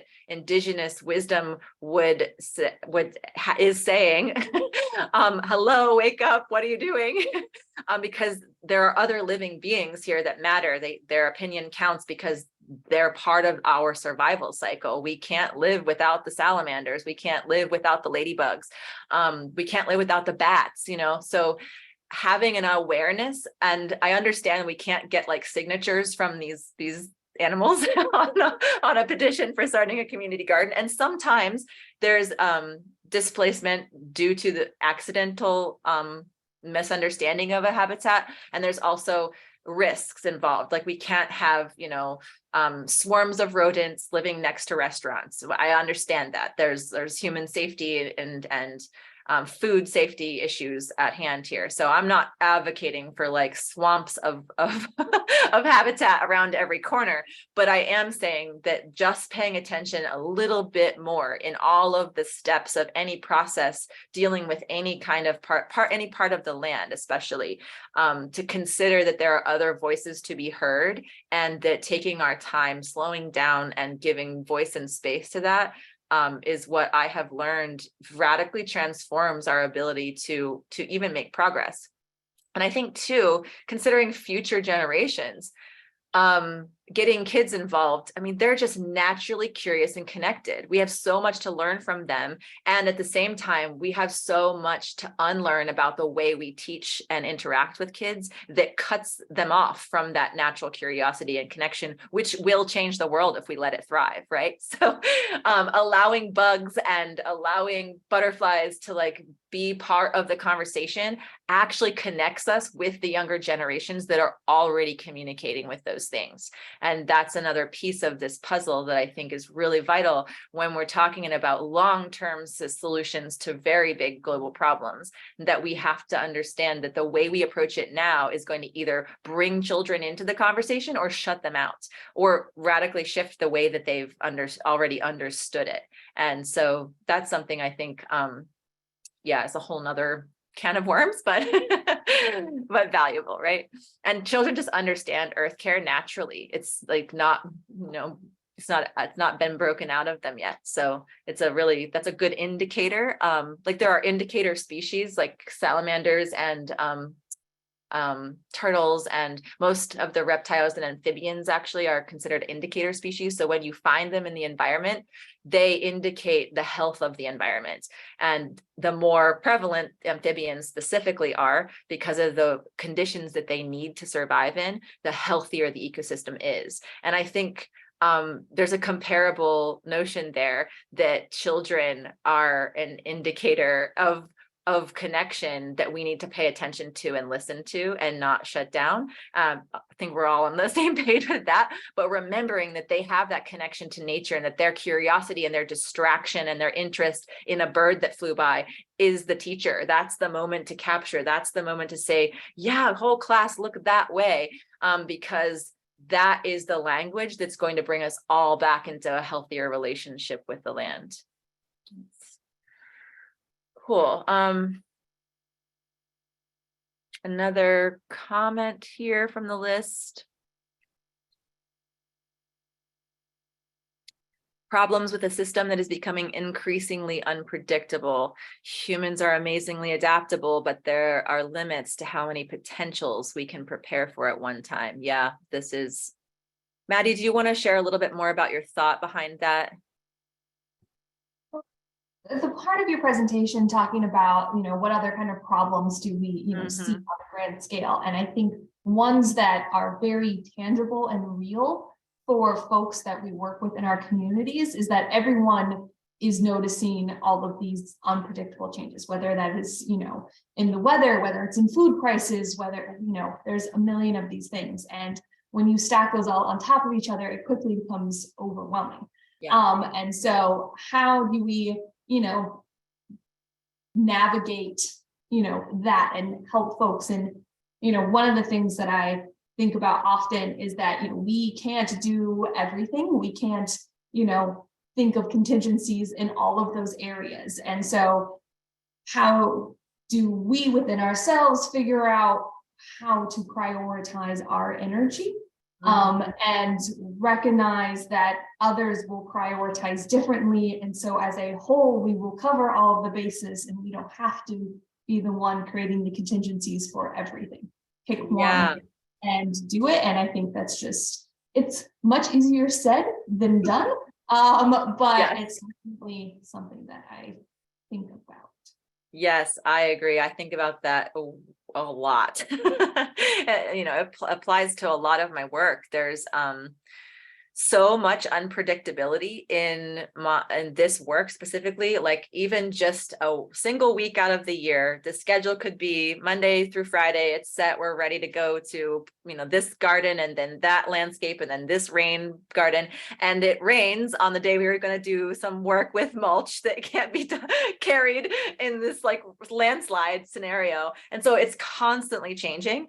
And another thing that I think has really helped me become a more resilient person in the face of unpredictable aspects of the world and instability is having a relationship with nature and realizing that like the weather is going to change on a dime sometimes. It's not going to follow what was predicted that day, and your little pocket or your little area might be drier or wetter than you expected it to be. So we have to kind of stay on our toes, and that has made me become more flexible and capable in other areas of my life. So earth care as a practice, a personal lifestyle practice, I think really starts to inform a mindset that becomes more capable of dealing with problems as they come up and improvising. So there's a format that I'm working on that I will teach a class about later this year. And I'm still developing it because my partner is a teacher and a performer at the Harrisburg Improv Theater.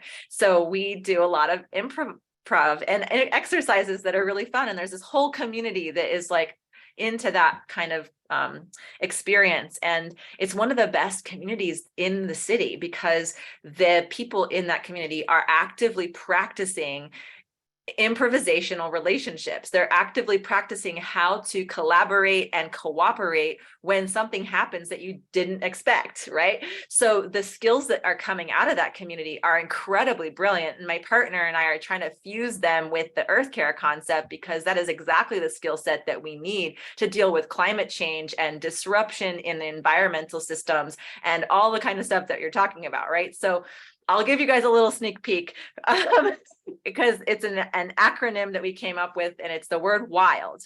So it's WILD, and those stand for, well, the class is going to be about how to develop your wild senses. And the first one is your sense of wonder. And that is connected to the conversation I was just having about children and how their curiosity is leading their day. They don't even think twice. They don't have to think about it. They're just naturally curious. So developing a sense of wonder is core and foundational to becoming a person that can improvise and that can flow with these dynamic changes that are going to keep probably being more and more unpredictable in our world, right? And the second one is your sense of intuition. So as you roll with your sense of wonder and you start to really just experience the world from the childlike eyes through curiosity lens and asking questions before making assumptions, we start to actually develop our capacity for intuition. And then we're starting to be able to sense what's around us better and be more in tune, which is what Indigenous people have always been better at. And that is how and why I think so many cultures survived so many disasters, because their capacity for their intuition on a daily basis was just ahead of the event that was going to destroy everything, right? So they could get out of there or create a system on the fly that like helped the group survive. And then L for sense of language. And sense of language is something that is, in my understanding from being in the world of earth care, language is more of a sense than a skill. And it is obviously a skill that you can develop over time. And language, a sense of language, goes beyond like a written or a verbal language. It's understanding first of all, body language. So we have that understanding among humans, but understanding the patterns of nature is a capacity for language. In fact, a mentor of mine shared or taught me that language actually comes originally from tracking. So master trackers can, this is just mind blowing still to me, but master trackers can look at a footprint in the snow or the mud, and they know whether that animal was hungry, whether they were sick, whether they were injured, whether they were having a good day or a bad day, just from looking at their track in the snow, and whether they were like standing over and looking at over their left shoulder, whether they were startled. That's communication on a level that's unbelievable to us. So developing a sense of language to me is like getting involved with that relationship and with nature, with animals, with the world around us, and really starting to like listen to what they are saying without words. And then this is progressive. So wonder, intuition, language builds out of intuition into a sense of direction. And this can be both in the physical sense of like literal direction on the planet, east, northwest, or a metaphorical direction for your life. A sense of direction comes from within, but it's also everything in us is influenced from the external world around us. So I think that this is going to be a really fun thing to teach on someday down the road, and it kind of I forget exactly what we were talking about that made me go on that tangent, but you guys just got the like really brief preview of a class that I have never taught before. But I'm really excited about it, and I think it's going to help with what my goal is to utilize this world of improv that my partner's involved in to build workshops specifically for groups like this, to help them go through practices and adopt techniques in their basically community building exercises that can help people learn how to operate in a climate of disaster in a much more efficient way. And because I see that happening in the people in the improv community. That's where that all came from. Thanks for sharing that, Kelsey. Let's see, there were other comments. I think one of the real benefits of urban agriculture is using it as a tool to help people relearn how to interact with the world around them. Yes, absolutely. This ties it all back right here, right before the end, that urban agriculture itself is like really the core application of EarthCare in this setting. And that is one of the most valuable ways to approach a huge slew of problems facing the planet and the people of the planet. So we're talking everything from pollution of watersheds and oceans by cities to, like, I live in a city, the Harrisburg city. I don't know if y'all know this, but they're the River Keepers Association is actively suing and also providing recommendations for the city to fix its sewer overflow system that literally, when we have a massive rain event, literally overflows sewage into the Susquehanna River. I hate to even admit that, but it's the truth. And so being a part of the River Keepers Association has been core and critical to my work, because I live in a city where this is actively happening every time we have a massive rain event, and nobody can do anything about it but the city. So on a big problem issue like that, so getting involved in organizations that can actively pursue solutions for those kinds of problems, and then all the way down, which I think regenerative agriculture is a huge part of the solution for that. That's just a whole nother story. And then all the way down to personal health and wellness and food security issues for the average person who lives in a city. It's really urban agriculture that ties this stuff together. Agriculture is not going anywhere. We need to eat 3 or more times a day. And so having cities produce food in ways that are beneficial to the planet, that's like a win-win-win-win-win. So many ways of winning there. It's just so obvious that is worth investing our time and energy into. And that is really like what I'm here to make the case for. And not that I need to convince anyone in this room, but to also encourage everyone to understand it on a deeper personal level, that that the practice of earth care and the applications of earth care are woven together around this idea of building a relationship with nature and the people around us, and being able to have a greater impact on the planet, literally from right within our tiny little space, is the message that I'm just highly motivated to share with everyone I possibly can. So thank you so much. I know we have a few minutes left. Are there any other questions that came in, or is there anything else we need this time for?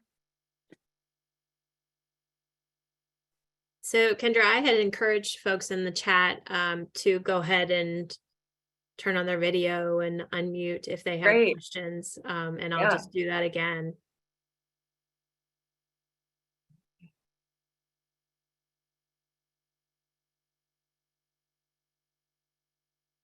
Any additional questions or comments for Kendra and her team? I do. We saved the earth during the Depression. My father was in international agriculture and came out of that. So we've done this several times. It's sad that we keep killing our earth. And, you know, it reminds me of the Victory Gardens during World War II. You have a lot of precedent for this. I've reached the age of matriarchy, so I can see over a long time. So you've seen on a lot of people's work over the years. Yeah, thank you. Yeah, so I had a neighbor that grew up in Tamaqua, Pennsylvania. That's where the fires are in the coal mines. Got a lot of stories from her, but so I got a lot of stories from my dad. So he introduced sweet potatoes to China as a UN project, and they had to evacuate, obviously. And my brother later found in that part of the country, there was a famine nationwide, but in that country, people could eat because there was sweet potatoes. Yeah, wow. Yeah. The one thing I was talking to Madison about, I'd love to have a little garden. I used to have 14 garden areas. I'm now 69 with spine problems. I have to be able to sit. I cannot sit in the ground. I do have a little garden, flower garden, but the combination for people with disabilities is important. Yeah. And I made some comments. I'd love to see you guys do outreach. The Newark Senior Center does really high quality meals, but they're based on the 1950s square plate. That's what people eat. I'm a vegan now, totally, and it's really helping me. But I grew up eating my veggies first off the plate. How we change that to everybody. I talk to people and they say, well, I don't really like vegetables. You know, and to me, I'd open a bag, you know, back then it was paper bags, and I'd see what the veggies were and what the fruit was. And I go into a restaurant, can I get a double serving? And I go into the Newark Senior Center for lunch, can I get more broccoli? And they just pile it on because they're delighted to give it to me. But how we change that, there are a number of programs in the schools that are after school programs working with kids. And there are a number of programs, garden, I assume that Madison is in touch with a number of school programs teaching, planting gardens around, and then the cafeteria people come in and collect it and serve it.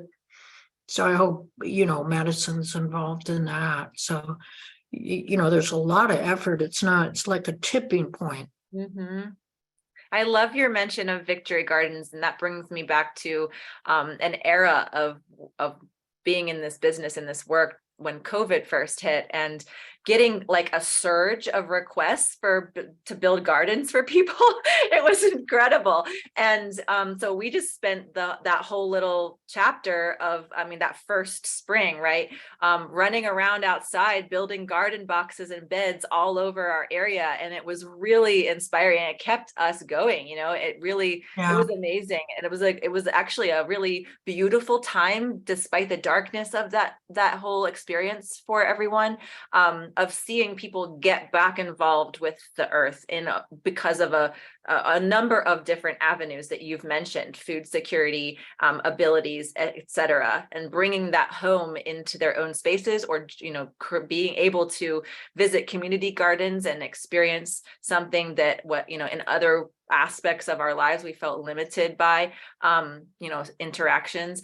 That is, I think, a thing that really held a lot of people together during a really big crisis. And so I would encourage you, one more thing I'd encourage you to do is get the kids to take photographs. I've evolved in taking a photograph of the micro of the world, and then I've gotten people really excited about that. But for people who are local, at the urgent care center on Main Street, there's this little bit of wildness between the parking lot and Mainline Tires. And I took a picture of a bird and and a bunch of things there, walked in and showed it to me, and people just go, they don't see it, and I was inspired. I'm working with a doctor who has an office there and saying, well, I think, he's trying to do alternate healthcare. Can you get that as a little mini nature protection? So people can see it. And people are just amazed at the picture I take in these little bits of wilderness, and then people come down and mow them down. We're really the key to pollinators and the bees and the flowers and the bee.